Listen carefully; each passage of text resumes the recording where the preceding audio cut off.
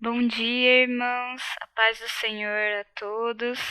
Espero que estejam todos bem. Estou aqui testando uma ferramenta nova para a aula da IBD. Ela não permite que grave a minha imagem, mas permite que grave os slides e também o som, né, da minha voz. Então, a aula de hoje é sobre a cultura e a missão, dando continuidade aí ao curso sobre a Igreja Relevante. E antes da gente continuar falando sobre como a cultura se relaciona com a missão da igreja, é importante a gente pensar sobre o que é cultura. Bom, cultura é uma palavra que vem de cultivo, de cultivar. É de realmente trabalhar a terra, plantar e ver nascer, ver crescer aquilo que você plantou. Para os irmãos que estavam na aula sobre mandato cultural, eles vão lembrar que Deus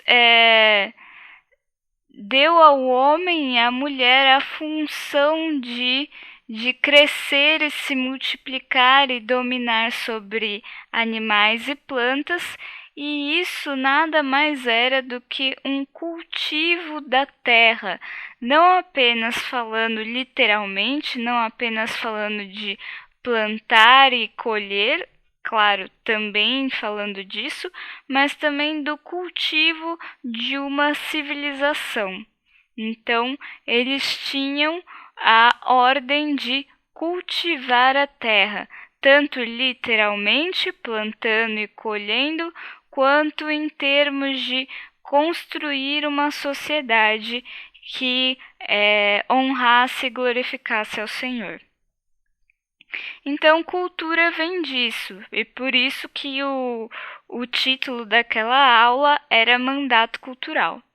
Porém, cultura é uma palavra que pode adquirir as mais diferentes acepções possíveis e imagináveis. É um conceito muito amplo e muito complexo. Por exemplo, essa semana, um ministro do governo, ministro da Cidadania, foi questionado sobre as filas que estavam se formando em frente à Caixa Econômica Federal para o recebimento do auxílio de R$ 600, porque estava causando muitas aglomerações, né? E o ministro respondeu que as filas que estavam acontecendo fazia parte da cultura do povo brasileiro.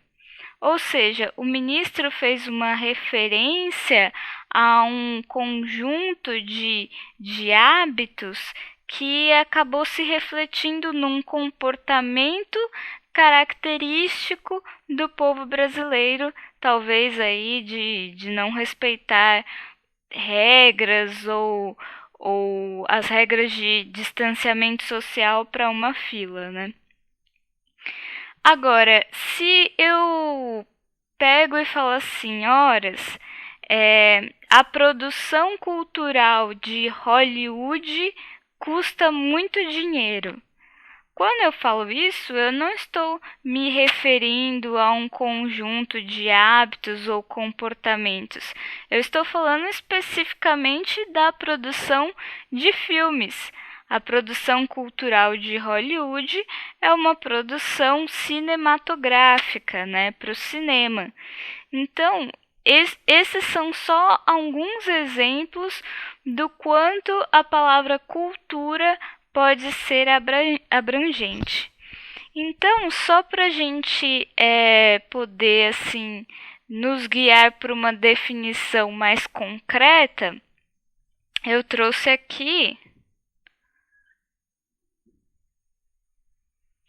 só um minuto.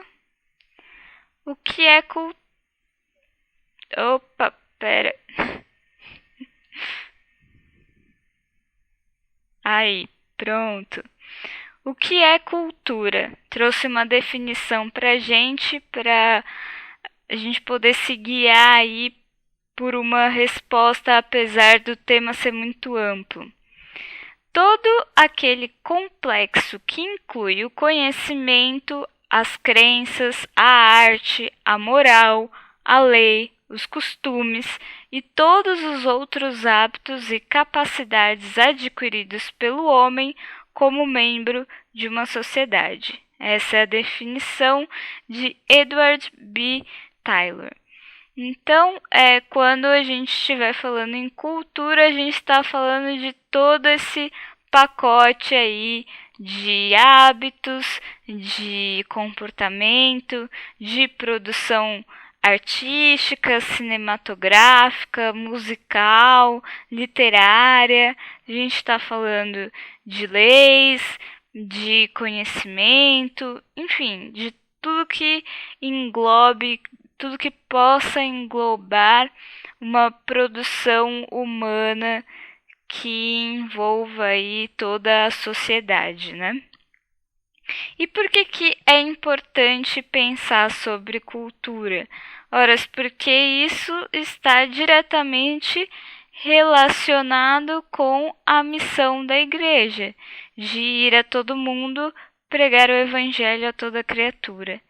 E como é que a igreja, ou como é que os cristãos têm se relacionado com a cultura? Próximo slide.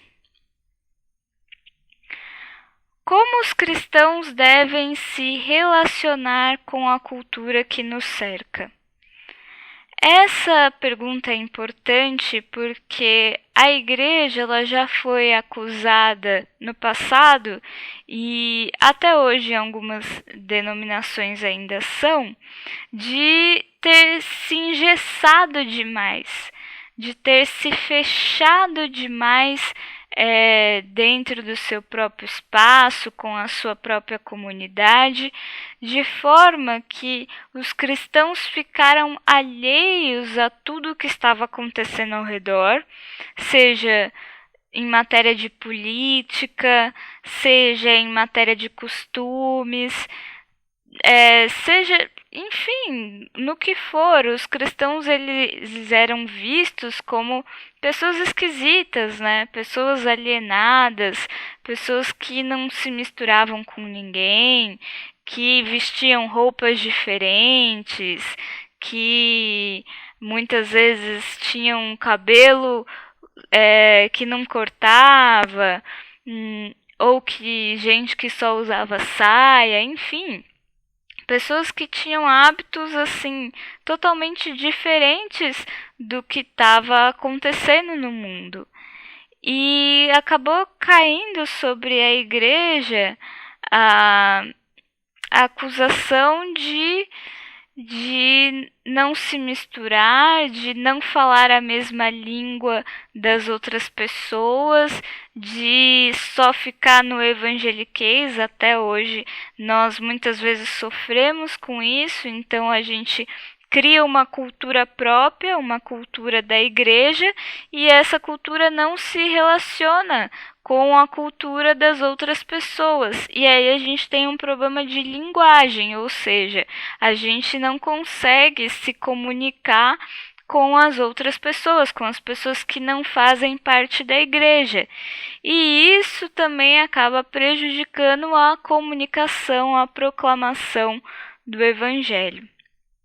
Ao mesmo tempo, surgiu um movimento em resposta a esse problema, que foi o de tentar modernizar, atualizar muitas vezes o formato e a linguagem da igreja, que acabou muitas vezes caindo num outro extremo, também bastante criticado hoje, de que a igreja teria se misturado demais com as práticas, com os hábitos, com o formato do mundo, de forma até a se confundir com ele. Então, a pergunta aqui é: deveríamos adaptar mais a mensagem à cultura para torná-la compreensível, ou deveríamos confrontar mais a sociedade, ir mais na contramão da sociedade? No final da década de 80, ser crente era como ser um alienígena no planeta Terra e a igreja era acusada de estar totalmente alheia do mundo. Hoje, a acusação é de que ela se mistura com ele. E aí, o que fazer diante disso, né? Como tem sido a resposta da igreja com relação à cultura? E a gente vai ver aqui pelo menos 5 formas como a igreja tem respondido ou tem se relacionado com a cultura.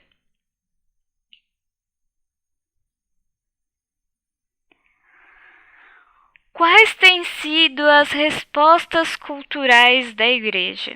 Se vocês lembrarem aqui da primeira aula do Rogério, ele já tinha trazido esses 5 tópicos e hoje a gente vai gastar tempo falando um pouquinho sobre cada um deles. Então, aqui estão listados pelo menos 5 respostas culturais da igreja, que seria Cristo contra a cultura, o Cristo da cultura, Cristo acima da cultura, Cristo e cultura em paradoxo, Cristo transformando a cultura. É claro que a gente vai ver que muitas vezes uma igreja ela não se encaixa apenas em um desses tópicos. As coisas se misturam, não é assim tudo tão fechadinho, né? Não dá para generalizar para várias igrejas. Não, essa daqui é o número 1. Não, a outra é o número 2. Não, a outra é o número 3. Isso, assim, é para guiar a gente de uma forma mais genérica, mas ainda assim a gente tem que ter em mente de que não dá também para ficar só rotulando, né? É uma forma melhor de compreender geralmente como é a atitude da igreja em relação à cultura de diferentes maneiras. Então vamos lá. Cristo contra a cultura. Cristo contra a cultura é o modelo de afastamento em que se dá um distanciamento em relação à cultura e um mergulho na comunidade da igreja. Então, que tipo de igreja, que tipo de comunidade a gente pode pensar no Cristo contra a cultura? Ora, os monges são um exemplo de Cristo contra a cultura. Os monges eles se fechavam em monastérios, eles se retiravam do mundo e viviam uma vida ali só entre eles. Tem uma comunidade nos Estados Unidos, chama comunidade Amish, que é uma comunidade de pessoas que vivem apenas de produção agrícola e totalmente sem tecnologia. Eles mesmos fazem as roupas deles. Eles vivem como se fosse uma comunidade do século passado e vivem completamente separados do mundo. Lógico que esses são os extremos desse modelo, né? Não como eu disse, não dá para rotular que porque não é uma comunidade Amish ou porque não é um monastério que não há elementos do Cristo contra a cultura também nas nossas igrejas. Pelo contrário, deve haver elementos do Cristo contra a cultura também nas nossas igrejas. Por quê? Porque a vantagem desse modelo é a de rejeitar tudo aquilo que é contrário ao Evangelho e aos princípios bíblicos. Então, o modelo do Cristo contra a cultura, ele avalia aquilo que há no mundo e que não se aplica com o que a gente crê e ele se afasta disso. Ele não comunga, não não senta na roda dos escarnecedores, não participa daquilo que é errado no mundo. Qual é o problema? Os problemas do Cristo contra a cultura. Os problemas é que, levado aos extremos, como eu citei no caso da comunidade Amish ou dos monastérios, claro que aqui a gente está falando de religiões que nós não cremos ser representantes do verdadeiro evangelho, mas pode ser que uma igreja que falasse sobre a redenção de Jesus resolvesse se fechar em si mesma, ou então uma comunidade que está satisfeita com o seu grupo, com a sua membresia e acha que não precisa sair para evangelizar ou que não precisa se relacionar com as outras pessoas, enfim.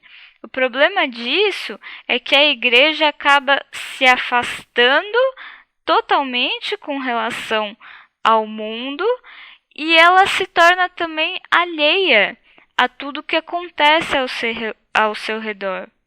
E quando ela se torna alheia ao que acontece ao seu redor, ela se torna irrelevante e ela nega à sociedade aquilo que é a nossa missão, que é levar o evangelho para as pessoas. Então ela acaba negando o poder redentor do evangelho. O que absolutamente não faz sentido, não é mesmo? Não faz sentido nós termos o evangelho e querermos guardar isso só para a gente mesmo. Afinal, esse é o poder de Deus para salvar o mundo. Então, Jesus não pediu para que nós fôssemos retirados do mundo. Ele pediu que o Pai nos guardasse do mal. Mas a nossa missão de estar no mundo e de proclamar o Evangelho, ela continua e ela, logicamente, envolve que de alguma forma a gente se comunique, se relacione com o mundo e com as pessoas que há no mundo, né? Próximo modelo, o Cristo da cultura. Bom, o Cristo da cultura é o modelo de acomodação que reconhece Deus trabalhando na cultura e busca maneiras de ratificar esse fato. Então, o que é esse modelo de acomodação? O modelo de acomodação é o modelo que incorpora tudo o que vem da cultura. Por quê? Porque acredita que devido à graça comum de Deus, ou seja, o sol que nasce para o bom é o mesmo sol que nasce para o mal. A inteligência que Deus deu para o justo é a mesma inteligência que Deus deu para o ímpio. Por causa disso, por causa desse fator de graça comum, esse modelo acaba acreditando que aquilo que o homem consegue produzir culturalmente é bom e deve ser aceito, deve ser recebido com gratidão, porque no fim das contas vem do próprio Deus. Então, por exemplo, a medicina que evoluiu extraordinariamente nos últimos séculos e nós estamos aí na espera de um remédio, de uma vacina para esse problema, e quando ela vier, acredito que todos vão aceitar, muito gratos que isso tenha vindo, vão receber isso como uma dádiva de Deus. E as vantagens desse modelo é justamente essa, que você recebe as coisas boas produzidas pela cultura, que ao fim e ao cabo resultam da graça comum de Deus dada à humanidade. Qual é o problema desse modelo? A Igreja corre o risco de acabar se conformando ao mundo enquanto ignora a realidade contínua do pecado. Então, o problema desse modelo é achar que a cultura só produz coisas boas, quando nós sabemos da realidade do pecado, da realidade da queda e de como o pecado acabou deturpando o poder criativo e inteligente do homem para coisas ruins também. E não só isso, a Igreja corre o risco de acabar aceitando tantas coisas que acabe deformando muito dos seus princípios. Então, por exemplo, se a Igreja aceita incorporar a tradição do Papai Noel no Natal, acaba que isso desvia o foco do nascimento de Jesus. Então não é que falar sobre o Papai Noel, sobre um homem que dava presentes para crianças, seja a pior das piores coisas do mundo. Só que desvia daquilo que é a real comemoração, a real celebração do Natal. Assim como incorporar o coelhinho da Páscoa na Páscoa, acaba desviando a atenção, o foco do verdadeiro significado da Páscoa. Então, esse seria o problema de incorporar todas as coisas produzidas pela cultura, né? Outro exemplo, já tem até site de fuxico gospel. Isso é um exemplo de algo que foi totalmente incorporado pela Igreja sobre a cultura de blogs e de fofocas e que absolutamente não tem nada a ver com os princípios cristãos. Então, esse seria o problema do modelo de acomodação e de receber tudo que vem da cultura sem nenhum tipo de filtro, né? Ainda mais sem o filtro da palavra, dos princípios bíblicos. Próximo modelo: Cristo acima da cultura. Modelo sintético que defende por meio de Cristo a complementação do que há de bom na cultura e a construção em cima desses aspectos positivos da cultura. Então, o que é o modelo sintético? Sintético vem de síntese, e síntese é como você fundir ou resumir.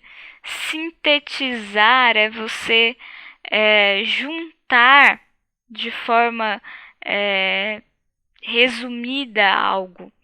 Então, quando a gente está falando de um modelo sintético, a gente está falando de um modelo que mistura, junta aspectos culturais com aspectos espirituais. Então a gente está falando de um modelo aí que mistura um pouco as coisas. Misturar não é bem a palavra, mas a gente está falando de um modelo que ela faz uso. Eu acho que esse como está escrito aqui, vantagens, vamos lá. faz amplo uso dos talentos e capacidades humanas, seja no mundo empresarial, terapêutico, e procura ser sensível aos problemas da sociedade. Então, o modelo sintético, ele realmente faz uso de aspectos culturais e de teorias, ideias, filosofias, principalmente. Qual é o problema disso? O problema disso é que esse modelo muitas vezes confunde salvação com justiça social, porque se preocupa muito em resolver os problemas do mundo, né? E também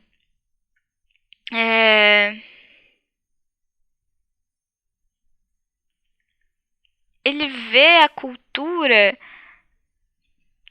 como está escrito aqui, de forma otimista. Então é um modelo que tenta se aliar à cultura, ou seja, torná-la uma aliada, tenta se adaptar a ela. E disso, por exemplo, surge coisas como a teologia do coaching. Então você pega o coaching, que seria um processo de autoajuda psicológica para ajudar pessoas nos seus problemas emocionais, que tem os seus aspectos válidos, só que aí você aplica isso para o ambiente da igreja e acaba trazendo também os malefícios disso, que é misturar coisas que nem sempre estão de acordo com os princípios bíblicos. E esse talvez seja o maior problema, junto com o anterior. A essência é a mesma, é a falta de filtro, né? De filtro bíblico. Então é um modelo otimista com relação à cultura e com relação a Cristo, mas sem perspectiva da importância do juízo divino, e corre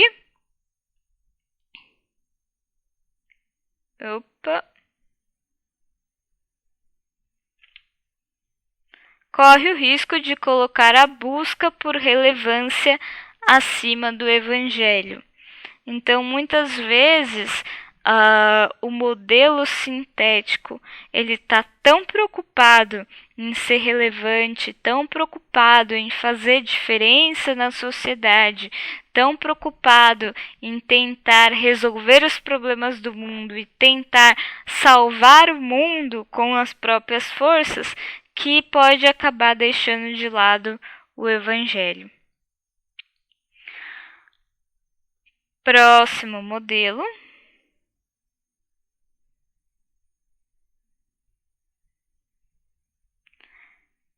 Cristo e, faltou o A aqui, Cristo e a cultura em paradoxo.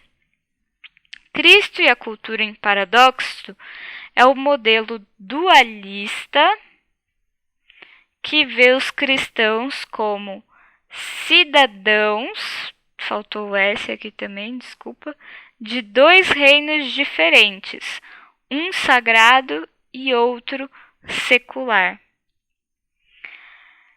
Então, o que o modelo dualista acredita? Acredita que é possível você viver uma vida secular de quem trabalha de segunda a sexta, tira uma folga no sábado, e aí sim, domingo vai cumprir as obrigações sagradas, as obrigações espirituais. Qual a vantagem desse modelo?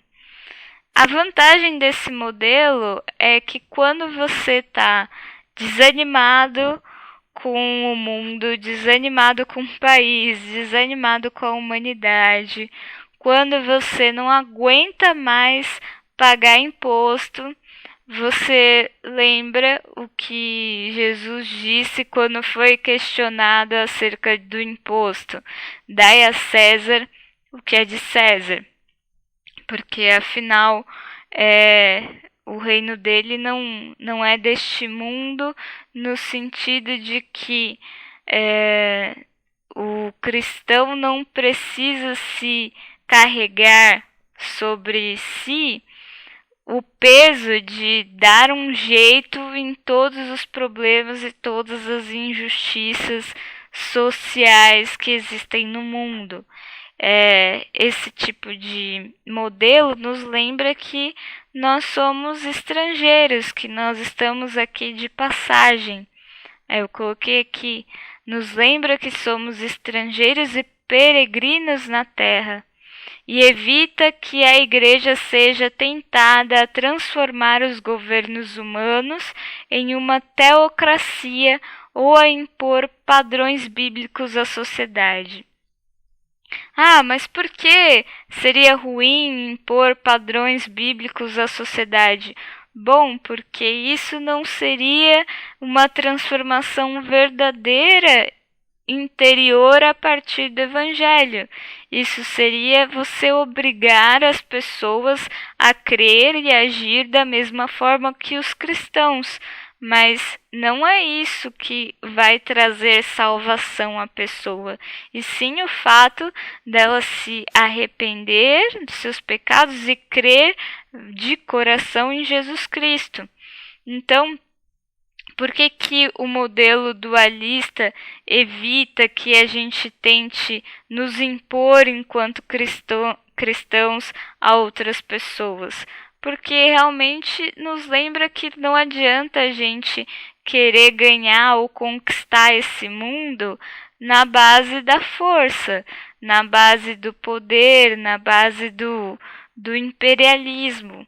Teocracia vem disso, vem de um governo teocrático, né? Um governo que seria assim de Deus, mas assim nesse sentido um governo que tem como base uma religião, mas imposta pelo homem, e não é Deus reinando. É o homem tentando impor um governo baseado na sua própria religião. E então o modelo dualista, quando a gente fica tentado a querer ajeitar o mundo, resolver o mundo com as nossas próprias forças, ou quando a gente está muito desanimado com tudo que está acontecendo, é um modelo que nos lembra que calma, né? Calma, Cristo vai reinar, Cristo já está reinando, Cristo está transformando, fazendo novas todas as coisas, e não precisa se desesperar. Isso não cabe a gente. O que cabe a gente é realmente proclamar o evangelho, é fazer discípulos. E qual o problema do modelo dualista? O modelo é pessimista sobre a possibilidade de mudança social, então não acredita muito em trabalhar pelas mudanças da sociedade, né? E também pressupõe que é possível ao cristão se dividir entre secular e sagrado, de forma que a fé não toca e afeta todas as áreas da sua vida. Isso pra gente absolutamente não faz sentido, né? É o que a gente sempre diz e sempre vale a pena repetir. A nossa vida é uma vida de adoração a Deus. De segunda a domingo. E não tem essa de ser algo durante a semana e no final de semana ser outra pessoa. Não. A fé tem que estar presente em cada momento do nosso dia, adoração e louvor a Deus em cada momento do nosso dia. Quinto modelo: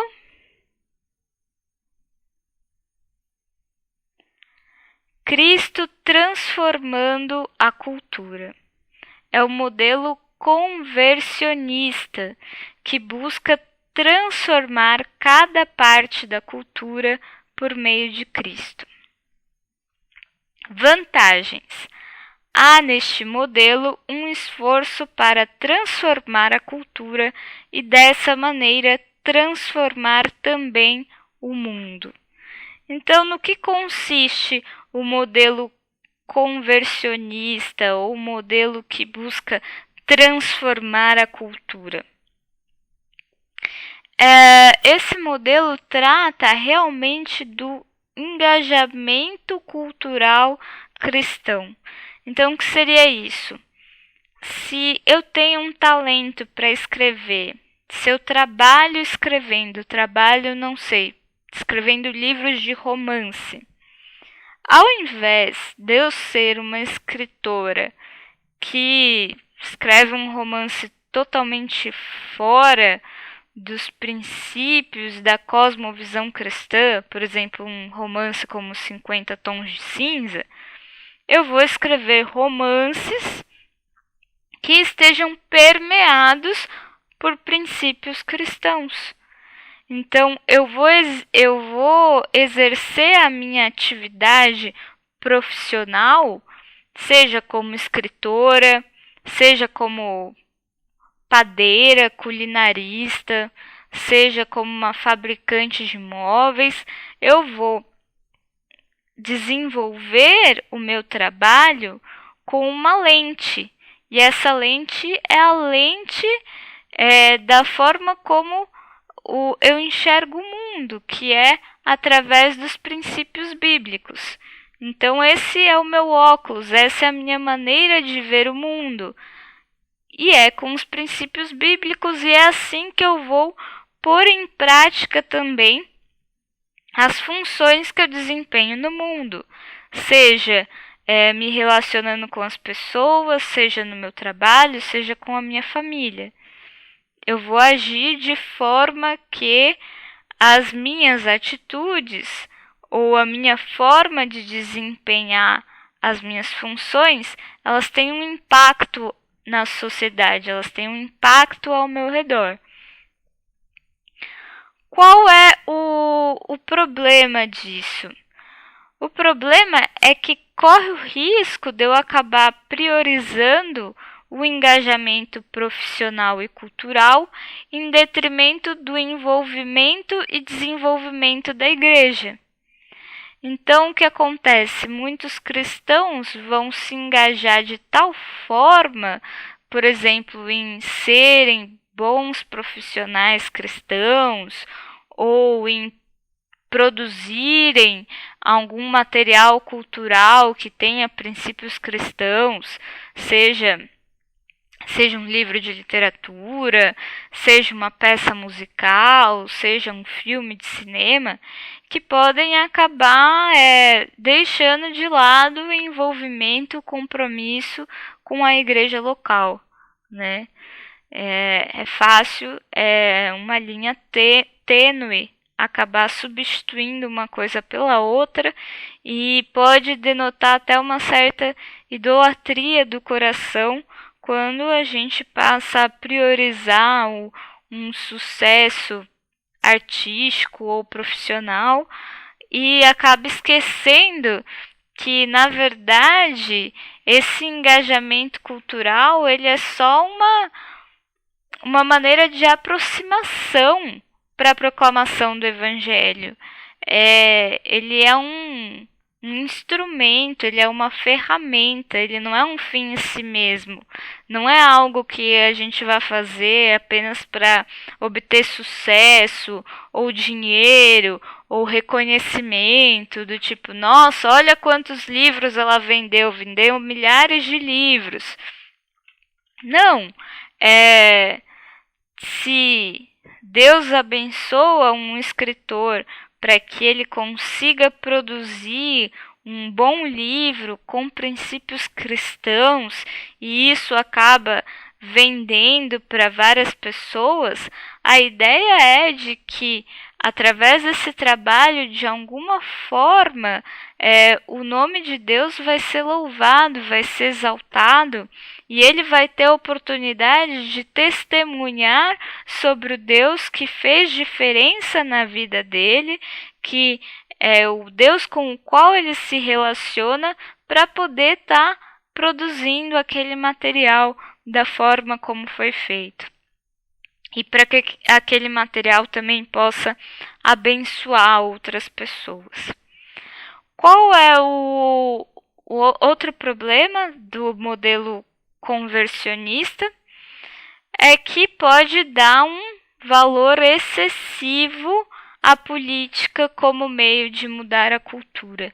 Então, as pessoas que tendem mais ao modelo de tentar transformar a cultura, é comum se engajarem, se envolverem ativamente na política, achando que, uma vez que o cenário político esteja dominado pelos princípios cristãos, isso vai acabar transformando o mundo, e não necessariamente isso é verdade, porque, por exemplo, cristãos podem se engajar politicamente para lutar contra o casamento homossexual, e ainda assim, e podem até fazer leis barrando o casamento homossexual, e ainda assim o restante da sociedade aprovar o casamento homossexual,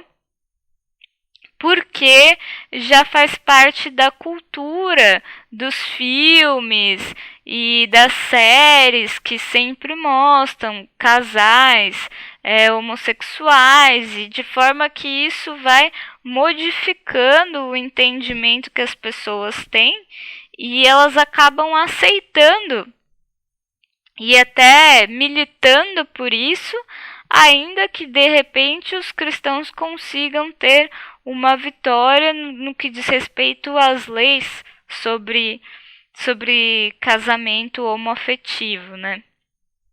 Então, o fato da gente de repente ter uma vitória no que diz respeito às leis não necessariamente significa que foi obtida uma vitória no que diz respeito à transformação da cultura.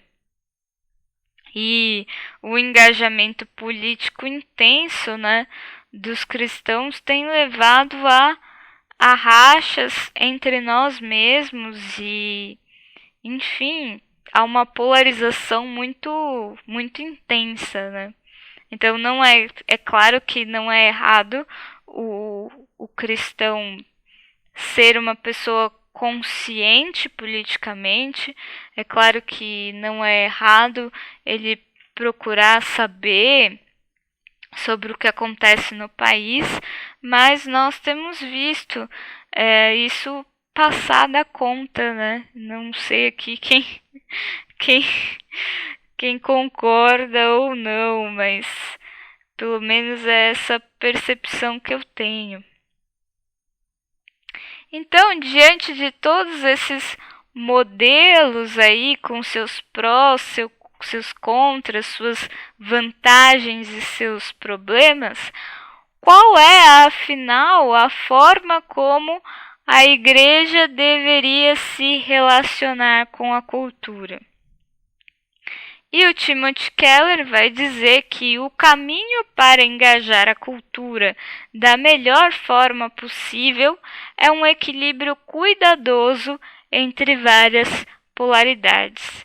Então, de todos esses modelos, com todos os seus prós e todos os seus contras, a igreja precisa buscar um equilíbrio aí entre esses caminhos, para que não caia em nenhum dos extremos.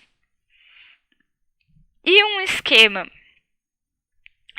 para nós mesmos, para nós aplicarmos na nossa própria vida, que pode ajudar a buscar esse caminho de equilíbrio.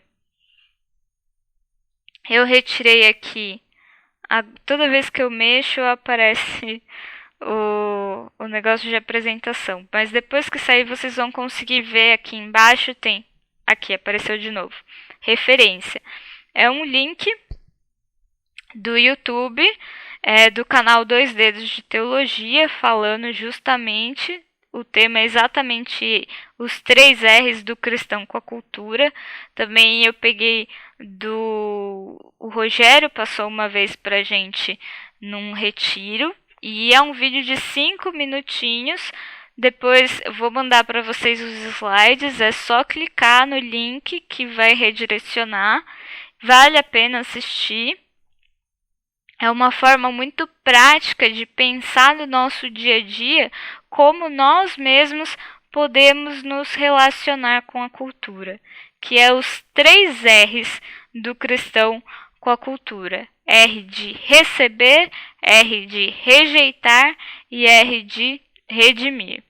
Pastor Paulinho que ia gostar bastante disso, né? Então, o primeiro R de receber, quando nós recebemos coisas boas, como a tecnologia, a gastronomia, a medicina, a música de qualidade, é lógico. Enfim, coisas que são produzidas pelo ser humano por causa da graça comum de Deus, porque Deus dá a todos inteligência, dá a todos talento, e tudo que tem fôlego louve ao Senhor. Então, podemos receber essas coisas porque são boas, porque são fruto da graça de Deus. Segundo R de rejeitar, quando nós estamos diante de alguma cultura, de algum hábito, de alguma arte, de algum conhecimento que claramente é uma afronta aí aos princípios, à lei do Senhor, que claramente está entranhado de pecado e que não dá para negociar com isso. Então, não dá para negociar com um livro como 50 Tons de Cinza, não dá para negociar com um filme pornográfico, não dá para negociar com uma sociedade com alguém corrupto. Tem coisas que realmente só nos resta recusar, rejeitar, nos afastar, fugir da aparência do mal, enfim, sair correndo e pedir a Deus que continue nos sustentando e nos guardando para nós não cairmos em tentação.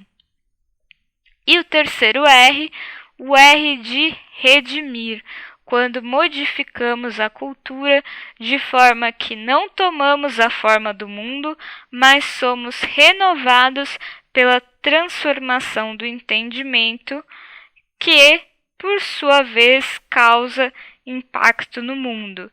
Então, quais seriam os exemplos de redimir aspectos culturais? Por exemplo, tem uma música do U2. O U2 é uma banda de rock, é uma banda secular, não é uma banda de rock cristão, apesar dos componentes da banda serem cristãos, mas faz músicas que podem ser usadas, cuja letra pode ser usada para reflexões cristãs. Então, assim, muitas letras que de repente não tinham um propósito de trazer uma reflexão cristã, podem de alguma forma ser usadas para esse propósito, podem ser redimidas. Um exemplo que o Iago dá no vídeo, que está aí no link aqui embaixo, de uma roupa que é inapropriada ou adequada por algum motivo, está muito curta, você pode modificar essa roupa de forma a utilizar aspectos dela, mas sei lá, tampando o decote, enfim, utilizando a base dela, mas remodelando, recriando. Então, essas são as formas de redimir a cultura. E a referência aqui, o livro Igreja Centrada, do Timothy Keller. Bom, irmãos, é isso. Nós falamos aí sobre a cultura e a missão.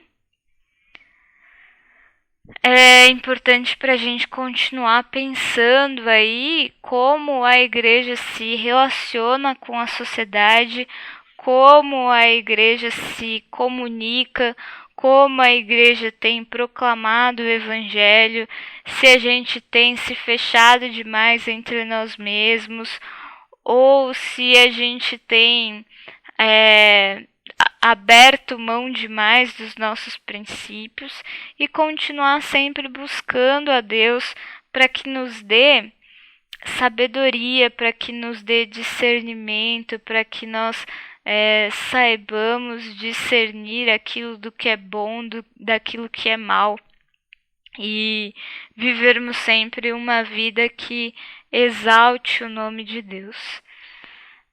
Então fica aí a reflexão para nós. Eu espero que todos tenham um bom domingo, que estejam todos bem de saúde. Eu tô com saudade de todo mundo. Eu, pra ser sincera, não vejo a hora de estar numa sala de aula de novo, mas vamos continuar orando, pedindo a Deus para nos dar paciência, não é mesmo? E nos ensinar aquilo que Ele tiver para nós aí durante esses tempos difíceis. Um abraço para todos, irmãos, para todos os irmãos, saudades imensas e um bom domingo a todos.